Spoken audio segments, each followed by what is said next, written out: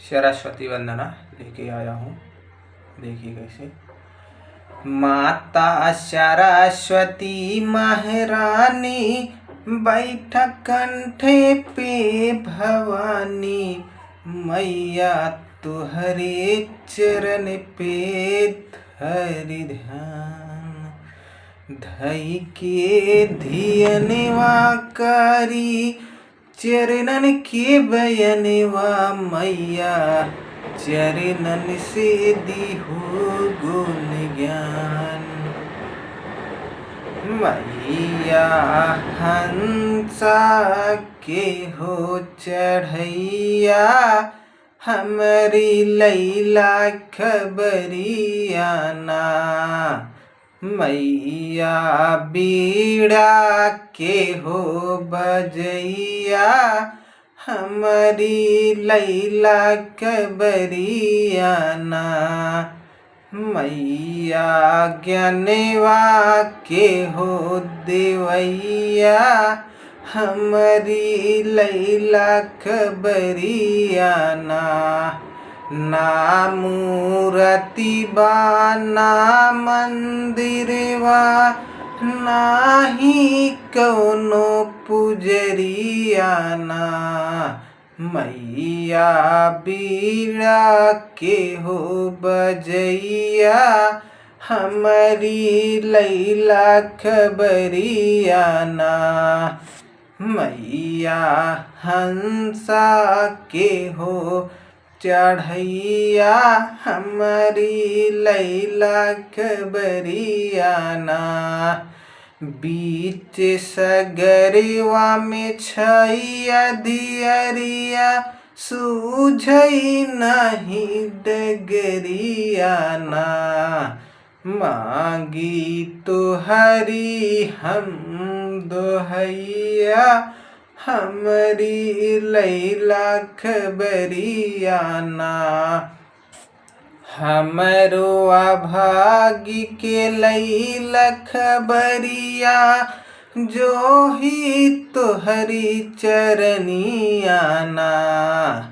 मैया हंसा के हो चढ़ैया, हमारी लैला खबरियाना।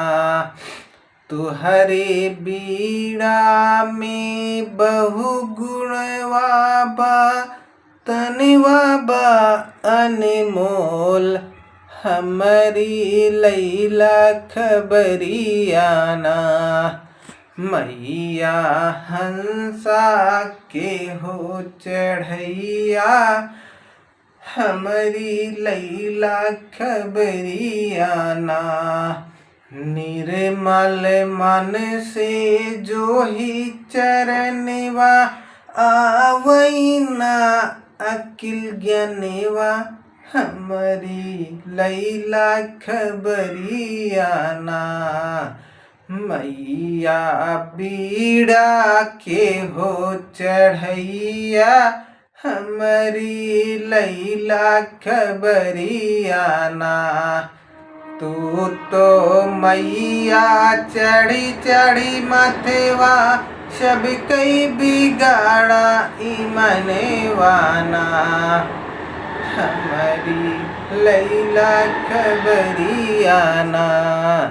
बैन बीड़ा के हो बजैया, हमारी लैला खबरियाना।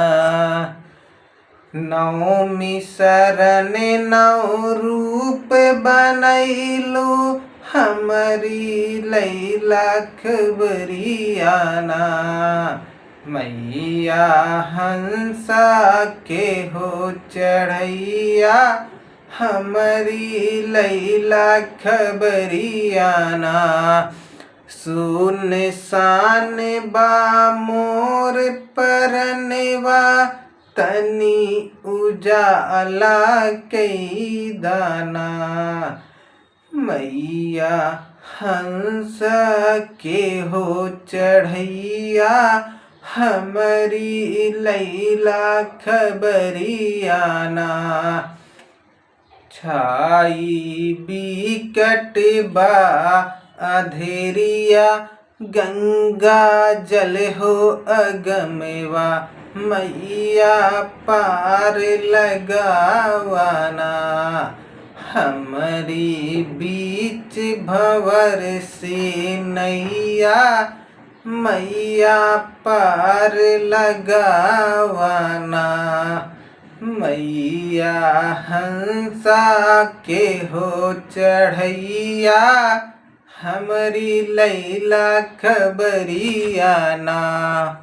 अच्छा लगा हो तो चैनल को सब्सक्राइब करो, लाइक करो, शेयर करो। Thank you.